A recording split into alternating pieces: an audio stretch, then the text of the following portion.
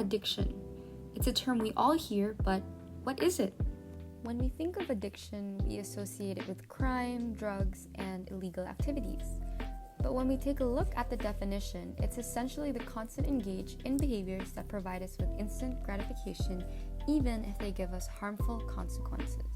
Hence, what if addiction today is more common than we think? What if most of us today are actually addicts? But the addiction I want to focus on today is often more unnoticeable. Digital addiction. In the Philippines, a survey in 2020 revealed that 62.6% of Filipino adolescents have a smartphone addiction with an average screen time of 9 hours and 23 minutes each day.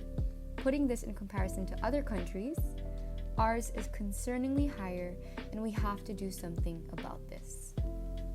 Our brains develop a digital addiction because every time we check our phones, our brains release dopamine, a chemical that helps us feel pleasure, happiness, and motivation.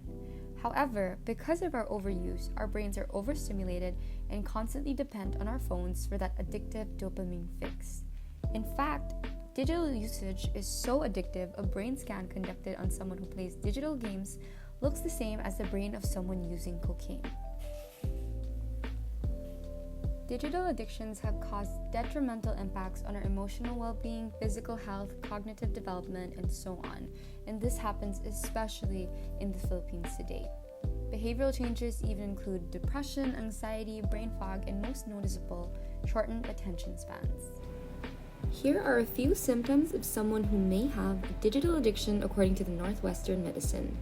1. You compulsively check email, social media, text, or use the internet excessively. 2. You spend increasing amounts of time online to achieve satisfaction. 3. You think constantly about online activity or keep looking forward to the next time. So, you might actually be dealing with a digital addiction. What should you do now? Well, to combat digital addiction, whether social media or a gaming one, the first step is to be conscious of your screen time and take initiative to reduce it. To help you do this, introduce yourself to newer activities and hobbies. Remember, there's a whole life beyond what we see on our screens. But if you feel like none of these are working, you might want to consider a screen detox. This can last anywhere from a week to a whole month. Here, you avoid using your gadgets as much as possible and only use them for work or school-related activities. This helps reset your brain and rewire it to find dopamine from other sources as well. Now more than ever, it's important to spread awareness about digital addiction, especially since we see just how much it affects the Filipino youth like myself today. We need to put an end to digital addictions before they put an end to us.